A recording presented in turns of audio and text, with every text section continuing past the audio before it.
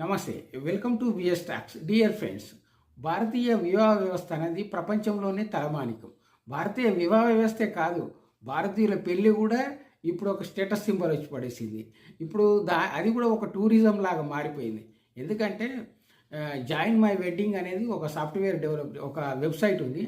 ఆ వెబ్సైట్లో విదేశీయులు ఏమంటున్నారంటే, మేము భారతీయ పెళ్లిలను, ఇండియాలో జరిగే పెళ్లిలను చూడాలి, అవి చూడడమే కాదు, వచ్చినందుకు ఇంత గిఫ్ట్ కూడా ఇచ్చి వెళ్తున్నారు. ఇది ఇప్పుడు ఒక లేటెస్ట్ ట్రెండ్ అనమాట.